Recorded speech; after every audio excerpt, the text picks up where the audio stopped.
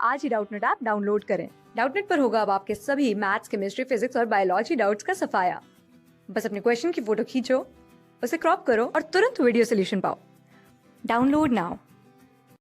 इस क्वेश्चन में बोल रखा है कि the photon from the बामर series, तो बामर सीरीज से जो फोटोन निकल रहा है किसमें, हाइड्रोजन स्पेक्ट्रम में, उसकी वेवलेंथ 450 नैनोमीटर से 700 नैनोमीटर के बीच में लाइज कर रही है और वो फोटोन जो है इंसिडेंट कर रहा है किसी मेटल सरफेस पे जिसका वर्क फंक्शन 2 इलेक्ट्रॉन वोल्ट है।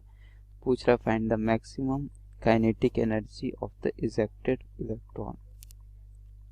तो कैसे कर लेंगे इस क्वेश्चन को। सबसे पहले बामर सीरीज के लिए जो हमारे पास एनर्जी होती है, ट्रांजिशन एनर्जी, वो क्या होती है, del E is equal to R 1/n1 square, क्या होता है 1/n1 square divided by 1/n2 square. n1 square इस केस में क्या हो जाएगा, 2 स्क्वायर होगा माइनस 1/n स्क्वायर। किसी भी लेवल से सेकेंड एनर्जी लेवल में ट्रांजिशन होगा तो ऐसा सीरीज कैसा होगा, बामर सीरीज होगा। वेवलेंथ किसके किसके बीच में लाई करना चाहिए, इसका जो वेवलेंथ लाइज हो वो किसके किसके बीच में है, 450 नैनोमीटर से लेके 700 नैनोमीटर तक। तो अब ये जो n की वैल्यू है हम अलग अलग सब्स्टिट्यूट करेंगे। n की वैल्यू 3, 4, 5, 6 ये सारी वैल्यू सब्स्टिट्यूट करेंगे। खैर इतना ज़्यादा जाने की ज़रूरत ही नहीं है, तो ये सारी वैल्यू सब्स्टिट्यूट कर देंगे तो हमारे इन दोनों के बीच का एक वेवलेंथ आ जाएगा। वो कितना होगा, हमारे पास दो वैल्यूज आएगी 487 और 657। ये दो वैल्यूज जो हमारी है वो लेमडा की आएगी यहाँ पे। ये जो वैल्यू है हमारे पास ये नैनोमीटर में, ये दो वेवलेंथ आएगी। बेसिकली ये जो R है वो R नहीं होता है, क्या होता है 13.6 होता है, क्योंकि ट्रांजिशन हमारा क्या होता है n1 स्टेट से n2 स्टेट में होता है और n की वैल्यू क्या होती है -13.6 divided by n square in case of hydrogen atom. तो ये जो वैल्यू है, ये दो वैल्यूज जो है n की वैल्यूज रखेंगे 3, 4, तो ये दो वेवलेंथ हमें कॉरस्पॉन्डिंगली मिल जाएंगे कि ये दोनों हमारे वेवलेंथ्स हो जाएंगे। अब हमें क्या करना है, del E is equal to हम क्या लिख सकते हैं, एच सी बाई लेमडा। तो अब लिखेंगे H C by lambda is equal to 13.6 1/4 minus 1/n square. अब तो n की वैल्यू रख के लेमडा हमने यहाँ से कैलकुलेट कर लिया और एच सी की वैल्यू हमें क्या रखनी थी, एच सी की वैल्यू यहाँ पे दे रखा है, क्या रखनी थी 1242 इलेक्ट्रॉन वोल्ट।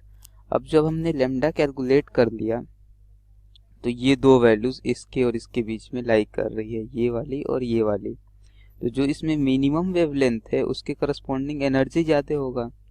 देखो वेवलेंथ मिनिमम मतलब energy E is equal to हमारे पास क्या होता है H nu which is equal to H C by lambda. Lambda minimum होने का मतलब क्या है कि हमारी एनर्जी जो है उस फोटोन के पास ज़्यादा होगी। जब एनर्जी फोटोन के पास ज़्यादा होगी तो उसके करस्पॉन्डिंग काइनेटिक एनर्जी भी क्या होगा, मैक्सिमम होगा। तो मैक्सिमम इजेक्टेड काइनेटिक एनर्जी निकालना है तो कैसे निकाल लेंगे, H C by lambda incident photon की energy this is equal to work function phi plus K E max. ये फोटो इलेक्ट्रिक इक्वेशन से आ गया हमारे पास। तो अब ये जो इक्वेशन है इसमें हम वैल्यू सब्स्टिट्यूट कर देंगे।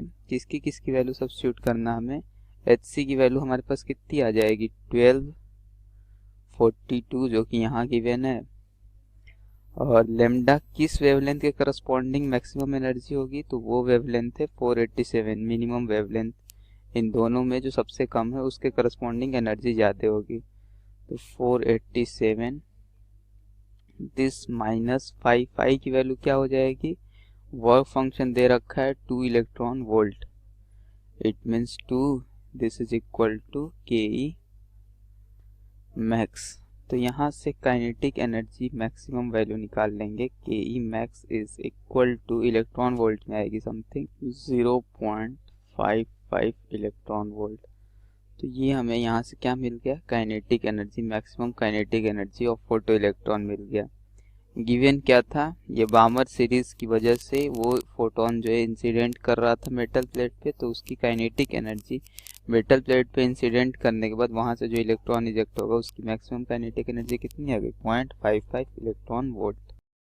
क्लास 6 से 12 से लेके नीट, IIT, JEE मेंस और एडवांस के लेवल तक 10 मिलियन से ज्यादा स्टूडेंट्स का भरोसा। आज ही डाउनलोड करें डाउटनेट ऐप या व्हाट्सएप कीजिए अपने डाउट्स 8400 400 400 पर।